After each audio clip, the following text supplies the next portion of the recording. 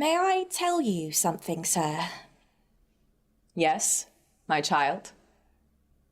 A slight shade of distress fell upon her at his so often calling her a child. She was surprised that he should see it or think of such a slight thing, but he said directly, I wanted a tender word, and could think of no other. As you just now gave yourself the name they give you at my mother's, and as that is the name by which I always think of you, let me call you Little Dorrit. Thank you, sir. I should like it better than any name. Little Dorrit. Little mother? Maggie, who had been falling asleep, put in as a correction. It's all the same, Maggie, returned Little Dorrit. All the same. Is it all the same, mother? Just the same. Maggie laughed and immediately snored. In Little Dorrit's eyes and ears, the uncouth figure and the uncouth sound were as pleasant as could be.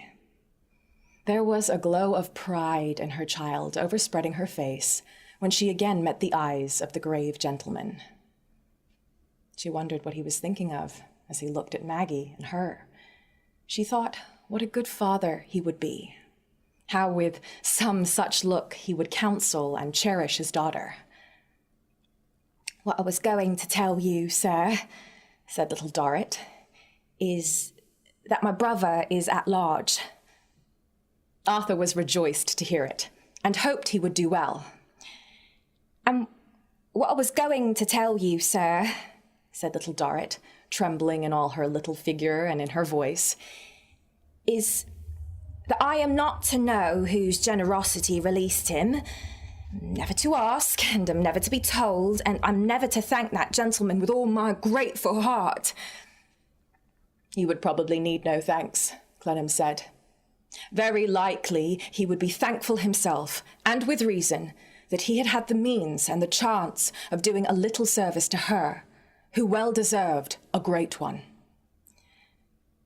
And what I was going to say, sir, is, said Little Dorrit, trembling more and more, that if I knew him, and I might, I would tell him that he can never know how I feel his goodness, and how my good father would feel it.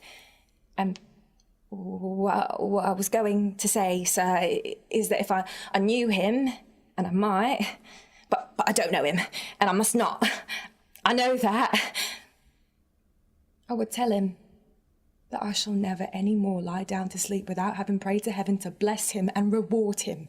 And if I knew him, and I might, I would go down on my knees to him and take his hand and kiss it and ask him not to draw away, but to leave it. Oh, to leave it for a moment and let my thankful tears fall on it, for I have no other thanks to give him.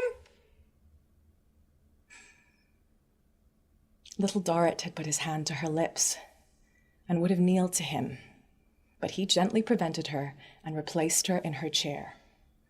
Her eyes and the tones of her voice had thanked him far better than she thought.